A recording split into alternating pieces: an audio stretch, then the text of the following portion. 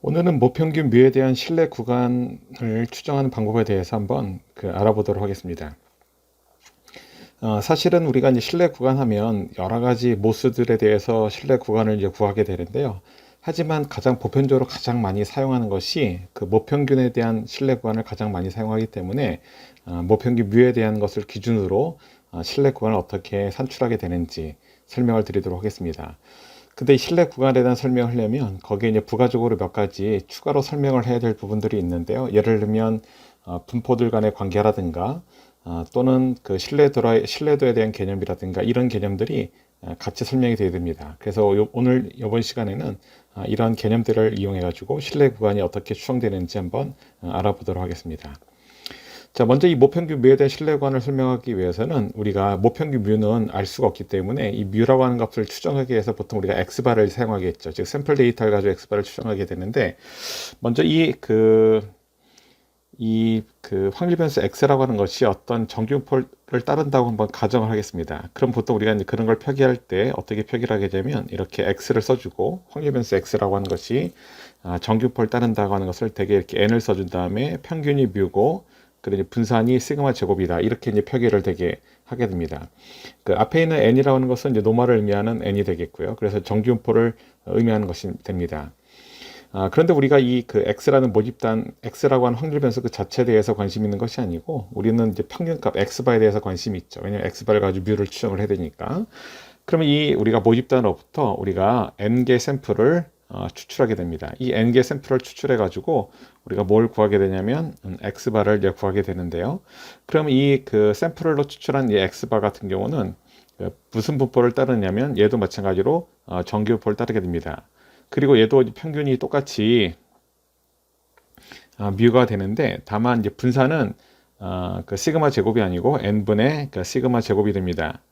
그러니까 이거는 사실 여러분들이 그 학창 시절에 그 많이 배웠던 얘기인데요. 다시 한번 리뷰를 잠깐 드리자면 그 고등학교 과정에서 이 얘기를 이제 다루게 되는데 우리가 어떤 확률 변수가 있으면 그 확률 변수 x에 대한 기대값이라는 것이 있으면 그 기대값을 우리가 흔히 평균 뮤라고 씁니다.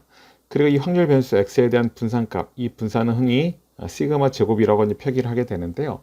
우리가 지금 여기서는 x바에 대한 기대값, x바에 대한 분산을 우리가 구해야 됩니다. 그럼 x바에 대한 평균이라는 것은 기대값이라는 것은 이렇게 쓰게 되는데 이건 어떻게 쓸 수 있냐면 x바라는 것은 n분의 1에다가 x1부터 xn까지 이거를 평균 낸 것이라고 보면 되겠죠.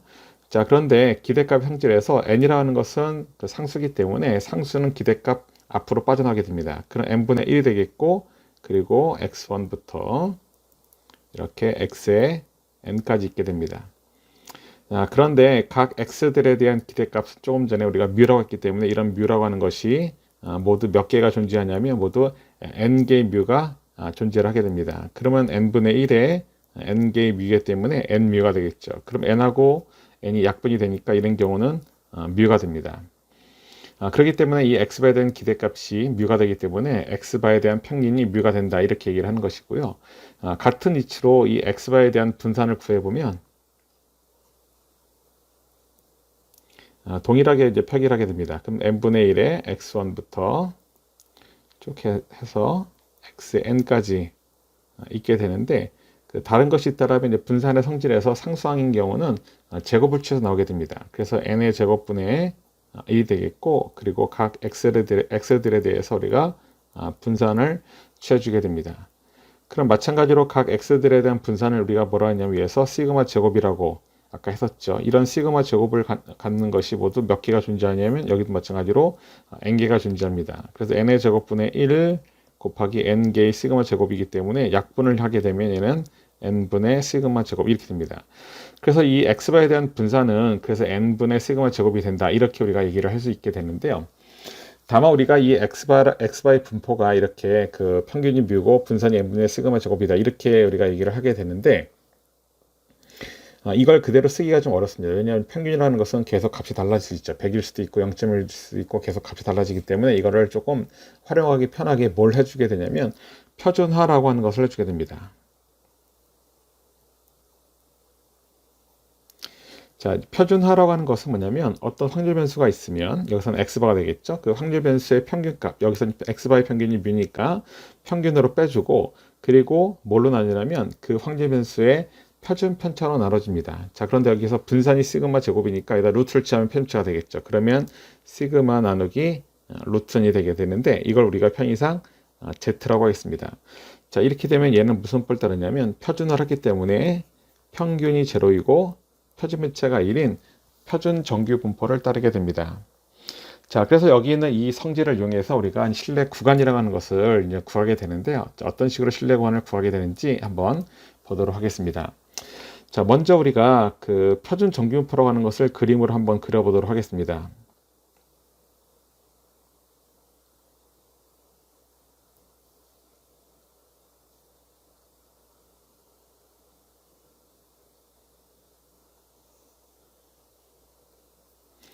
자, 표준정규포니까 가장 피 큰 점에서 수직으로 내려가는 값은 이제 평균값 제로가 되겠고, 그리고 한 칸의 크기가 대개 시그마가 되는데 시그마는 1이 됩니다. 자, 그리고 우리가 표준정규포를 따르는 확률 변수는 대개 표기를 Z라고 표기를 한다고 그랬죠.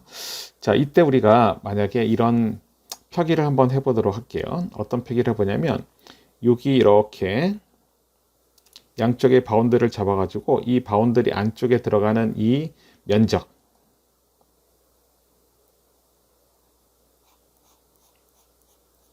바운드리 안쪽에 이 면적을 우리가 이제 편의상 이거를 1-알파라고 얘기를 하겠습니다.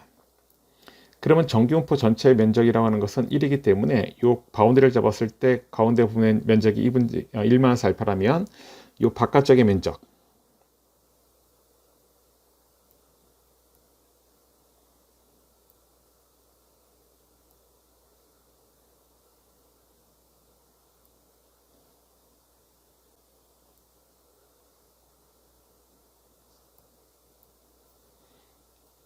이 바깥쪽의 면적은 각각 2분지 알파, 2분지 알파가 될 겁니다. 자, 이때 우리가 그 x축의 값을 우리가 어떻게 쓸 수 있냐면, 여기는 우리가 위쪽의 면적이 2분지 알파이기 때문에 z의 2분지 알파라고 표기를 하고, 이 아래쪽에 있는 이 값은 x축의 값은 얘가 0을 중심으로 좌우가 대칭이기 때문에 여기는 마이너스 z의 2분지 알파라고 쓰겠습니다. 그럼 여기 있는 이 확률 변수 z라고 하는 값은 마이너스 z의 2분지 알파부터 플러스 z의 2분지 알파 사이에서 나타날 확률이 1-알파가 된다. 이런 의미의 그림이 되겠습니다. 자, 그런데 이렇게 이러한 그림을 식의 형태로 표기를 하자면 이런 식으로 표기를 할 수 있게 되는데요. 바로 이 확률 변수 z라고 하는 값이 마이너스 z 2분지 알파에서 플러스 z 2분지 알파 사이에 있을 확률이, 이 확률이 1-알파가 된다라고 하는 것을 그림으로 보여드렸고, 그걸 식으로 쓰면 이렇게 식이 됩니다. 자, 그럼 여기 있는 이 식을 가지고 우리가 바로 이제 실내 구간이라고 하는 것을 이제 구하게 되는데, 어떻게 이제 구하게 되냐면 여기 가운데 있는 이 식을 제가 밖으로 빼내서 다시 한번 써보도록 하겠습니다. 그럼 마이너스 z 2분지 알파, 자, 그리고 z, 그리고 z 2분지 알파라고 했는데요. 그 여기 있는 이 z라고 하는 값은 우리가 조금 전에 뭐라 했냐면 얘는 x바 마이너스 뮤 그리고 시그마 나누기 루트 n이라고 좀 전에 위에서 우리가 썼었죠. 바로 이 식을 그대로 옮겨줍니다. 자, 이 식을 이렇게 옮겨준 다음에 여기 있는 이 식을 갖다가 뮤에 대해서 정리를 해줍니다. 뮤에 정리해주면 분모 쪽에는 여기 루트 n분의 시그마를 양변에 곱해주면 되겠고, 그리고 x바 마이너스 뮤인데 좌우가 대칭이니까 뮤하고 x를 위치를 바꿔 되겠죠. 자, 그러면 이걸 정리를 하게 되면 식이 어떤 식으로 정리가 되냐면 이렇게 정리됩니다.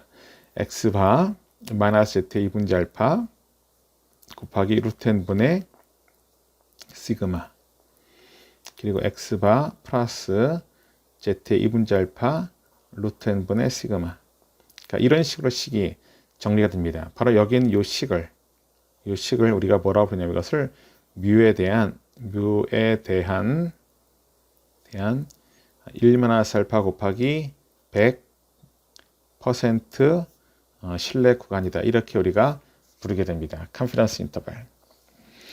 자, 그래서 우리가 교재에 나와 있는 그 신뢰 구간이 이와 같은 과정을 통해 가지고 우리가 신뢰 구간이 유추가 되는데요. 여기 있는 이 식을 제가 왜 이렇게 유도를 했냐면, 여기서 우리가 몇 가지 다뤄야 될 내용이 있습니다. 바로 이 실내 구간이라고 하는 것은 과연 어떻게 설정되었는지를 과정을 제가 보여드렸는데, 실내 구간의 폭이라고 하는 것은 넓은 것이 좋은가 아니면 좁은 것이 좋은가, 이걸 우리가 얘기를 한번 해보려고 하는데, 이런 예를 한번 들어보도록 하겠습니다. 예를 들면 여러분들이 한 달에 용돈을 얼마 쓰느냐, 저는 추정할 수 있는데, 어떻게 추정할 수 있냐면, 여러분들은 아마 한 달에 용돈을 1,000원에서 1,000만 원 사이에 쓸 겁니다. 그러니까 이런 식으로 추정을 하게 되면 여러분들은 어떻습니까? 그 안에 들어오겠죠. 이렇게 되면 신뢰도가 100%가 되는 겁니다. 왜냐하면 100%다 여러분들이 그 안에 여러분들 용돈이 들어있기 때문에. 근데 이런 식으로 굉장히 넓은 그 추정을 하게 되면 그 추정된 정보라고 하는 것은 별로 도움이 되지 않을 겁니다. 즉 우리가 이렇게 구간 추정을 한다, 즉 신뢰 구간을 구해서 구간 추정을 한다고 하는 것은 그 신뢰 구간의 폭이 굉장히 중요한데요. 이 신뢰 구간의 폭이 넓은 것은 그다지 정보가 되지 않습니다. 그래서 신뢰 구간의 폭이 좁은 게 좋은데, 그럼 신뢰 구간의 폭을 좁히려면 어떻게 될 것인가? 이거를 여기 있는 이 식을 통해서 우리가 확인할 수 있습니다. 바로 지금 여러분들이 보고 있는 이 식에서 이 신뢰 구간의 폭이라는 것이 뭐에 의해서 결정되냐면 크게 세 가지 요소에서 결정이 되는데, 첫 번째는 여기 있는 이 n이라고 하는 것에 의해서 결정이 될 수 있겠고, 두 번째는 여기 있는 z의 이분자 알파값, 이 값에 의해서 결정이 될 수 있고, 또 한 가지는 시그마에 의해서 결정이 될 수 있습니다.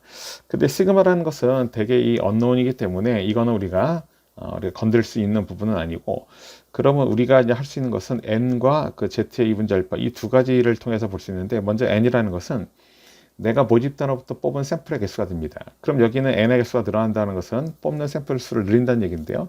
샘플의 수를 늘리면 어떻게 됩니까? 여기 있는 이 n 값이 커지게 되면 신뢰관의 폭이 좁아지겠죠. 그래서 신뢰관의 폭을 가장 좁히는 방법은 바로 샘플 수를 늘려가지고 우리가 추정을 하게 되면 신뢰관의 폭이 줄어들게 됐습니다. 근데 이거는 굉장히 사실은 너무나 당연한 얘기겠죠. 적은 샘플을 가지고 추정하는 것보다는 많은 샘플을 가지고 추정하는 것이 훨씬 더 정확하다, 이렇게 얘기할 수 있는데, 정확한 것만큼 그만큼 신뢰 구간의 폭은 줄어들게 되는 겁니다. 자, 그런데 이제 문제는 샘플 수를 늘린다고 하는 것이 한계가 있겠죠. 왜냐하면 샘플 수를 늘린다는 것은 많은 비용과 시간이 수반이 돼야 되기 때문에 무작정 샘플 수는 늘릴 수가 없게 됩니다.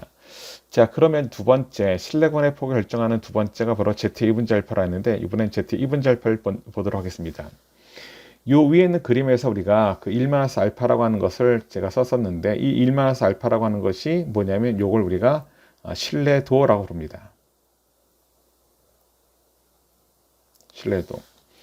그럼 신뢰도라고 하는 것이 이제 95%라는 것도 있을 수 있고, 또는 99%라고 하는 것이 있을 수도 있겠습니다.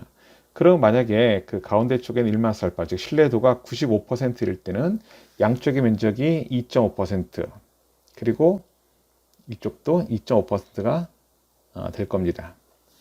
근데 만약에 신뢰도가 99%가 되면 어떻게 되냐? 그때는 2.5%가 아니라 0.5%, 0.5% 이렇게 되겠죠. 그럼 2.5%일 때에 비해서 0.5%일 때 이 ZE 문자 값은 어떻게 되냐? 면적이 줄어들게 되면 그만큼 이 값이 오른쪽으로 이동을 한다는 얘기인데, 오른쪽과 왼쪽으로 바깥쪽으로 이동을 한다는 얘기인데, 바깥쪽으로 이동하게 되면 이 구간의 폭이 점점점 어떻게 되냐면 넓어지게 됩니다. 즉 무슨 얘기냐면, 만약에 2.5% 오른쪽과 왼쪽의 면적이 2.5%가 아니고 0.5%가 되면 여기는 Z의 이분자 알파 값이 더 커지게 됩니다. 그럼 이 값이 커진다는 것은 여기 있는 값이 커진다는 얘기인데, 이 값이 커지게 되면 신뢰관의 폭이 넓어지게 됩니다. 즉 무슨 얘기냐면 95% 신뢰도에 비해서 99% 신뢰도는 같은 샘플 수를 가지고 추정했을 때 신뢰도가 높아지면 신뢰 구간의 폭이 더 넓어진다, 그런 얘기입니다. 그럼 제가 조금 전에 뭐라고 얘기했냐면 신뢰 구간의 폭은 좁은 것이 좋다, 이런 얘기 했었는데, 신뢰도를 늘리게 되면, 샘플 수를 고정한 상태에서 신뢰도만 늘리게 되면 신뢰 구간의 폭이 넓어지게 됩니다. 그럼 신뢰도가 높다고 하는 것을 좋다라고 말할 수는 없겠죠. 그래서 우리가 흔히 생각할 때는 높은 신뢰도를 갖는 결과가 좋은 것이다, 이렇게 생각할 수 있지만 꼭 그렇지는 않다, 그런 얘기입니다. 즉 동일한 샘플 수 하에서는 단순하게 신뢰도를 높이게 되면 신뢰 구간의 폭이 넓어지기 때문에 그걸 꼭 좋은 것이다 라고 할 수는 없다, 그런 얘기입니다. 즉 좋은 추정이라는 것은 신뢰도도 높고 구간의 폭도 좁은 그런 것이 좋은데, 그러려면 굉장히 많은 샘플을 가지고 추정을 해야지만 그런 결과를 얻게 됩니다.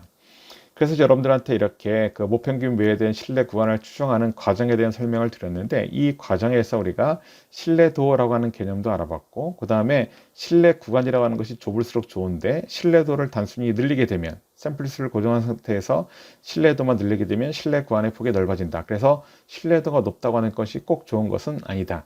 이런 것까지 여러분들하고 설명을 드렸습니다. 감사합니다.